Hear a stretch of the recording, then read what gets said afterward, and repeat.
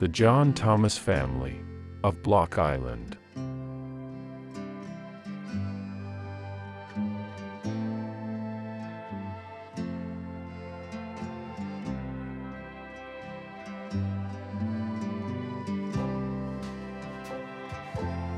Part 5. New Century. The Thomas family lived in Nantucket from the early 1880s through the late 1890s. Descendants of sons George and Louis would prosper there into the next 2 centuries. John Thomas may have left Nantucket in 1898 for a new summer house construction project on Block Island. He was commissioned by a wealthy businessman from Maine, Captain Mark Potter. The home would sit upon a cliff above Tilson Cove, with a panoramic view of the Atlantic Ocean. The house was completed in 1901. At the end of the 19th century, George and Justin Thomas found themselves to be the last 2 of 7 brothers. Justin was 34 years old in 1900. The U.S. Census for Block Island showed Justin residing with his parents, John and Susan, along with his sister, Clara. The neighbors' names in the census show their location as High Street. Clara also appears as a resident in Cohasset, Massachusetts in the same year, with her sister Lily and husband Dr. Herbert Fernald. The new Thomas home on High Street was a short walk to a number of hotels, where Clara found summer employment as a chambermaid. These photos were from souvenir postcards for hotel guests. While living in Cohasset, Clara met George Breitschmidt of Providence, Rhode Island. They were married in 1902 in Cohasset, and later lived in Cranston, Rhode Island. Wedding photos also included Lily. Justin still had connections to Nantucket after his father relocated to Block Island.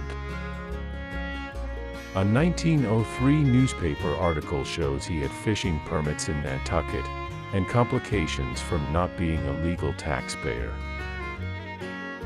Another article implies he was the captain of a catboat named Rosebud. Justin's reputation as a skilled sword fisherman was acknowledged in a Nantucket newspaper article from July 1903. The Wacoit captured every swordfish which the steamer approached, the harpoon being wielded by Justin Thomas, a former Nantucketer who was acknowledged to be one of the best sword fishermen on the coast. Almost a year later, in June 1904, Justin married Emma Frances Coleman. Mr. and Mrs. Justin Thomas, who were married Saturday evening, left Tuesday on catboat Rosebud on a trip to Block Island, where they will spend their honeymoon. Their wedding took place on a Saturday evening, at the home of the officiating minister from the People's Baptist Church. Their wedding announcement article noted that bride was gowned in white, and the marriage ring was used in the ceremony. A month later, a newspaper article July 30th notes that the Rosebud catboat returned to Nantucket for repairs. This may show when Justin and Emma returned to Nantucket after their honeymoon, and the repairs were intended for the trip back to Block Island. After returning, their first child, Beatrice, was born in December. Their second daughter, Esther, was born 2 years later in 1906. In the following year, February 1907, an extraordinary event occurred off the shores of Block Island. The steamer Larchmont was in a late-night collision with another ship, causing it to sink, resulting in the death of more than 150 people. It came to be one of the most horrific passenger ship accidents of the 20th century. Justin was a crew member of the schooner Teresa, who participated in the search and rescue and recovery of passengers. Newspapers across the nation followed the search for bodies by the island's fishing fleet, which continued afterwards for 3 days. A resolution by the state's General Assembly conveyed the thanks of the state to the masters and crews of the schooners Elsie and Clara E., as voted by the Senate, and also to Captain R.A. Sanchez of the schooner Teresa and her crew, R.H. Sanchez Jr., Thomas Ferguson, Samuel Brown, Joseph Sanchez, and Justin Thomas. Justin was also a surfman at the Old Harbor Life-Saving Station for many years. This photo shows Superintendent Herbert Knowles visiting on inspection with his son sometime around 1905. Justin was also known for another side job providing summer sailing parties for tourists. By 1915, Justin and Emma's family grew to include 6 children. After Beatrice and Esther, Clara was born in 1908. John, born in 1910. Madeline, born in 1912. Justin Jr., born in 1915. Their youngest children were Mary, born in 1917, and Herbert, born in 1918. This generation of the Thomas family saw the evolution of transportation in the early part of the new century. The horse and buggies on the island were gradually replaced by automobile machines. However, it was the new flying machines that had a major impact on Justin's family.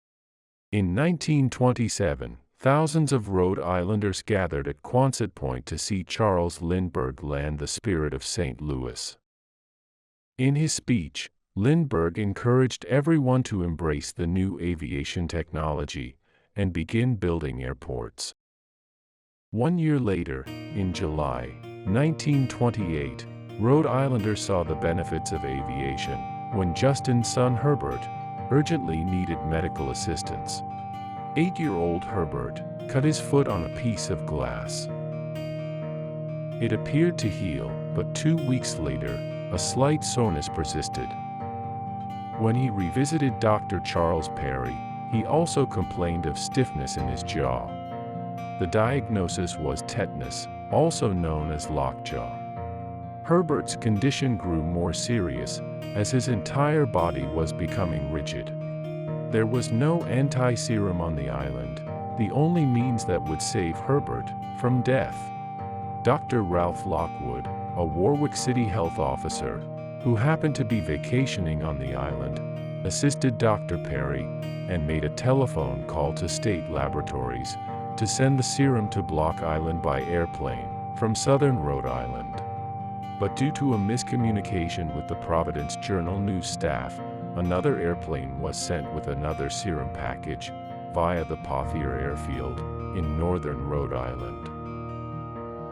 Dr. Perry and Dr. Lockwood did not think that Herbert would live, even with the aid of the antitoxin. He was too far gone. The boy lay listening. He could not speak, but he could hear and understand. Somewhere far above the house, he caught the sound of an engine, a heavy drone that was not yet quite familiar to Block Island. He knew what it meant, help, the only possible help. He fought to live until the serum got to him. By early evening, both planes landed on the island within minutes of each other.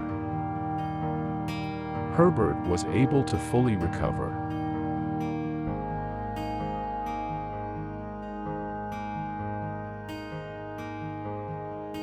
The Thomas family and the state of Rhode Island witnessed the value of new 20th century technologies, the telephone, automobile, and aviation.